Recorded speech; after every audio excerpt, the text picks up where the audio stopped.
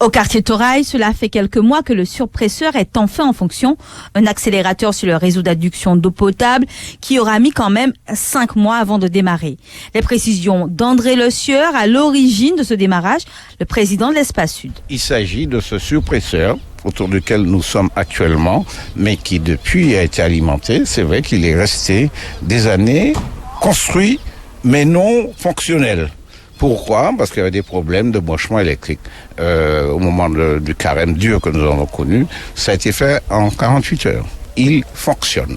Des problèmes de branchement électrique, mais pas seulement. André Ferréol, directeur OGEMAPI Contrat Littoral Sud de l'Espace Sud. La disparition du SIXM avait entraîné des problèmes administratifs, voire financiers, qui n'ont pas permis de mettre en fonction immédiatement l'ouvrage réalisé en 2015. Mais pendant le Covid, première semaine de juin, on l'a mis en fonction et EDF a fait leur raccordement au mois de novembre. Donc maintenant, ça fonctionne depuis juin sur un groupe électrogène et depuis le 10 novembre sur le réseau électrique d'EDF. La nouvelle capacité de pompage a été étudiée en fonction des résidences actuelles et de la démographie et de l'urbanisation qui est prévue à l'avenir. Donc oui, ce maillon-là, je ne vais pas dire parfait, mais il est bien dimensionné pour les besoins de la population. À l'Épinard-Sainte-Luce, l'installation de réservoirs supplémentaires d'une capacité de 1500 mètres cubes semble pour l'heure compromise. Un problème de foncier serait à l'origine du retard. Une décision de justice est également attendue.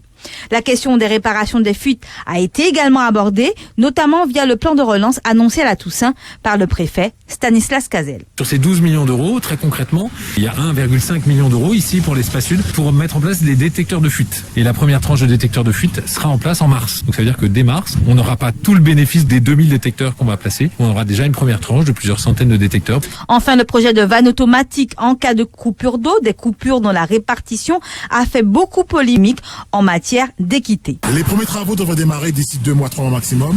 Et pour la fin du carême, on devrait avoir installé l'ensemble des vannes. Pour l'heure, beaucoup de questions ont été soulevées hier. Il faudra donc attendre mars pour voir où en sont les différents travaux programmés. Le carême, lui, n'attendra pas jusque-là. Il est prévu à la mi-février.